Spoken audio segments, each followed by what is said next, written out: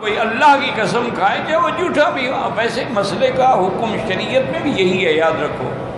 مثلا کسی آدمی کی چوری ہو گئی، گھر میں 2 یا 3 آدمی رہتے تھے. اب جس کی چوری ہو گئی وہ مدعی ہے، اس کے ذمے ہے البینۃ علی المدعی، وہ ثبوت پیش کرے گی اس کی چوری فلاں نے کی ہے.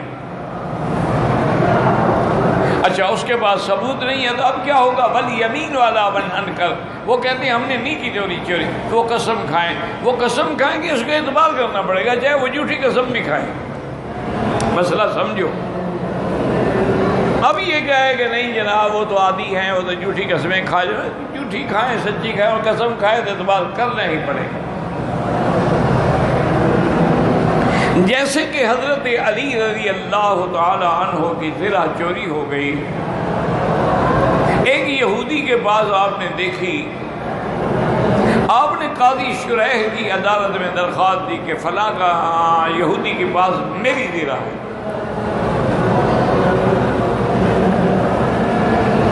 قاضی صاحب نے اس کو بھی بلا لیا اور حضرت علی سے فرمایا کہ آپ چونکہ مدعی ہیں، آپ کے ذمہ ہے کہ آپ ثابت کریں کہ یہ زرہ آپ کی ہے، گواہ لائیں.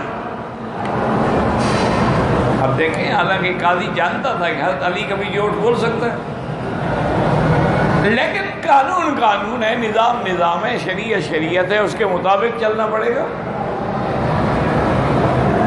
حضرت علی نے فرمایا کہ ہاں میرا غلام ہے کمبر، وہ بھی اس زرہ کو پہچانتا ہے کہ میری. آپ نہیں، تمہارے غلام کی گواہی میں قبول نہیں کرتا، وہ تو آپ کا غلام ہے، وہ تو آپ کے حق میں گواہی دے گا، ایسی گواہی قبول نہیں. تو حضرت نے فرمایا کہ اچھا میرا بیٹا حضرت حسن جو ہے نا وہ بھی جانتے ہیں. فرمایا وہ تمہارا بیٹا ہے، بیٹے کی گواہی بھی میں نہیں دیتا.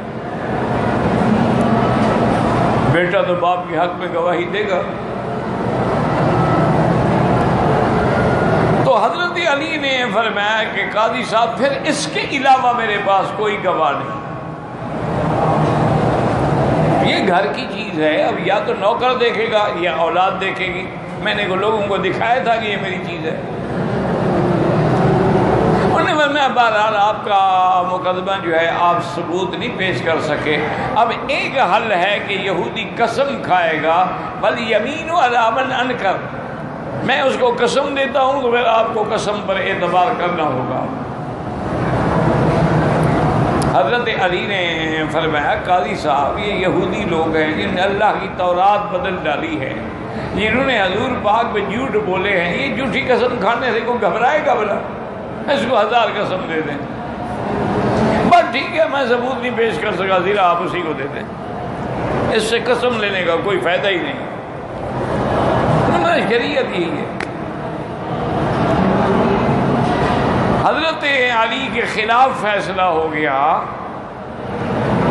حضرت علی جب عدالت سے باہر آئے تو دعا کی کہ الحمدللہ، اللہ تیرا شکر ہے کہ میرے دور میں بھی ایسے لوگ موجود ہیں جو انصاف کرتے ہیں، عدل کرتے ہیں.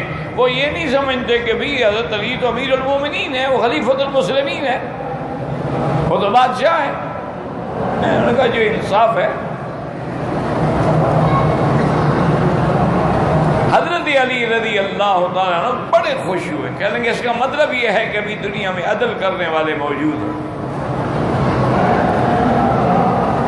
تھوڑی دیر گزری کہ وہ یہودی آیا، اس نے کہا کہ حضرت علی بات یہ ہے میں نے صرف اسلام، اس کا حکم، اس کے قاضی، اس کے عدالتی فیصلے کا امتحان کرنا تھا کہ کیا قاضی جو ہے وہ خلیفۃ المسلمین سے ڈر کے ان کے حق میں فیصلہ کرتا ہے یا قانون پہ چلتا ہے.